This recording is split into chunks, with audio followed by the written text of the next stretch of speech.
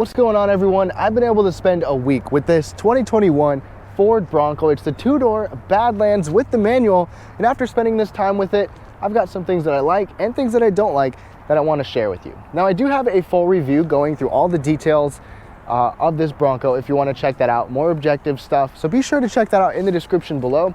And don't be too mean in the comment section. These are just my opinions, just some things I wanted to share with you. But let's jump into it.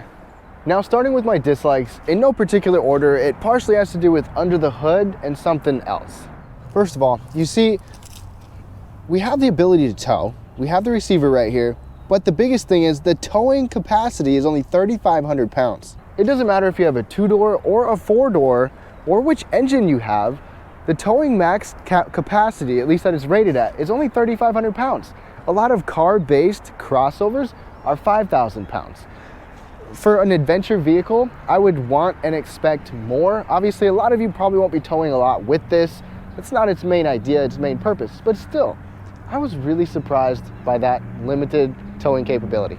My next dislike has to do with the trim levels and the package variations. So this is the Badlands. Nothing wrong with the Badlands. I like the Badlands. I grew up in South Dakota where there are Badlands. But my dislike is that there are so many different trim levels, so many different variations, and there's not a lot of individual options that you can get. There's packages. You go with like a mid package, a luxe package, things like that, to where you gotta get like group items.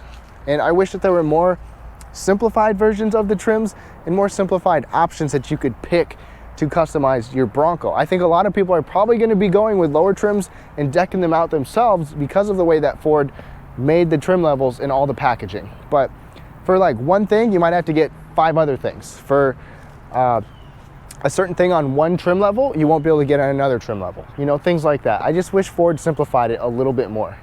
My next dislike is going to be under the hood. Now, I was really expecting more options, more things to choose from with this Bronco, but compared to the Wrangler, it just kind of stinks. Now, don't get me wrong, these engines are fairly powerful, but you only get 2 options and they're both turbocharged. So the Wrangler can give you a plug-in, it can give you a V8, it can give you a naturally aspirated V6, it can give you a turbo 4-cylinder, what else, a diesel. You only get turbocharged engines on this Bronco. This is the standard 2.3 liter on every single Bronco. That's standard except the top trim. Gives you 325 pound-feet of torque. You can get an optional 2.7 liter V6 from the F-150 with up to 415 pound-feet of torque. And those are respectable numbers and power numbers and torque numbers, but I just wish we had more options. So another dislike is that there are a couple of oversights here with the off-road capability. So I'm not an engineer, I'm not a professional at this, I'm not a professional off-roader, but these rock sliders that you've got right here, they are actually body mounted. They're mounted to the body and not to the frame. And underneath, there's not even actual spots to mount rock sliders to the frame. Ford says that those can carry the weight of the Bronco, but with repeated maybe crashing down on those or, you know, sliding on those, supporting the weight of the vehicle, I don't know. You might have trouble with that. I don't want to, you know, sound presumptuous or anything. I've never put it through that kind of thing. But the other thing is that, see how far we got to get down here. With the lower control arms, look at those bolts. Now, I'm not an expert, I'm not an engineer, but when you're going to take this off-road, those bolts are exposed, and I don't want to be dealing with problems up here with my front suspension because those bolts are sticking out so low down there. Now, I just noticed those without really even thinking about it. I was like, wow, why are those sticking out so much? I don't remember what the Wranglers looks like, but I can't imagine that they're sticking down like that, exposed and ready to take on a rock, but just a dislike. Now, moving on to my likes, we're gonna hop inside. Now, we have the hard top. You can get a soft top on those 4-door models. You can take off the front, you can take off the back, you can take off the doors, but my like is just how fast and how easy it is to take off these front roof panels. So there's a driver side and a passenger side, and you literally just twist a couple of those. There's 3 of them for the front, and then you pull this down, and then you can lift the whole thing up without even taking off the roof rack. So if you've got a nice day, you want to take those off, both the front ones, you can take them off without taking off the roof rack. And then check this out. This is another really cool feature. Just a very convenient feature here. So it comes with this bag to put those roof panels in. It's got mounts or these hooks to mount it down because you've got some tie downs down here. So you can tie it up and then wrap it around the headrest so you can have your roof panels back here, put them on, take them off within a couple of minutes, no problem at all. I just love how fast and easy it is to do that. Now, if you want to go completely topless and take this back portion off, you do have to take the roof rack off, but there's been a couple times where I've been like, I just want to take that off and have that open air experience up front. You can so quickly and easily do that. Now, my next dislike is that this Bronco is not just a show pony. It has some serious off-road specs. So first of all, we've got Dana branded front and rear axles. We've got both locking front and rear axles, and this front axle has a disconnecting sway bar. We've even got Bilstein shocks here too. In addition to that, we get 33-inch tires standard on this Badlands, but you can even opt up to 35-inch tires, and they've got some serious meat to them. If you go to the 35-inch tires, you'll get beadlock wheels.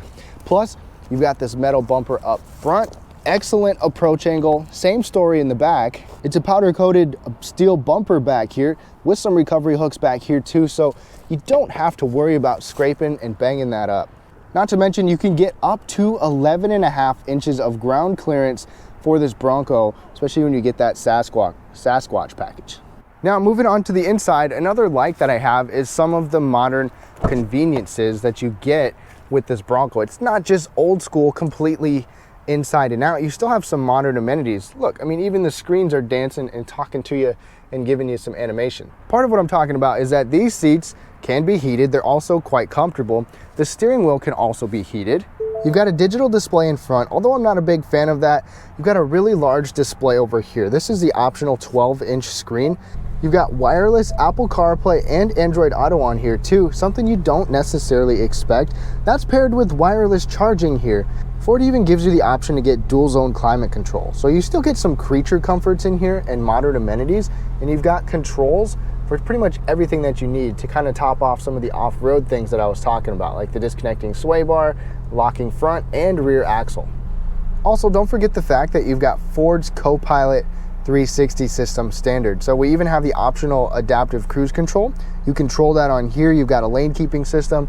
You still get blind spot indicators in the mirror. So you've got the modern driver assist and safety features and creature comforts that you might not expect in such an off-road beast.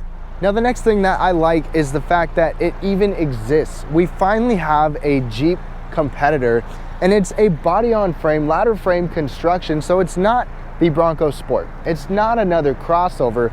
It's a real resurrection of the Bronco minus that V8. I'm just glad Ford finally brought this back, and it's such a cool experience having the open top, having a competitor to the Jeep, and this tall ride and classic body style. I just like the fact that Ford brought this back, and I'm sure you did too if you're watching this video. So after spending a week with this 2021 Ford Bronco, I'm so glad Ford resurrected the Bronco and made it like it is. There's obviously some things to complain about and some things that you can really like. And if you're being even objective, you'll know that it's not perfect and no vehicle is. But thank you so much for watching. Let me know what you like or don't like down below, and be sure to check out the full review for all the details. Thank you so much. Have a great day.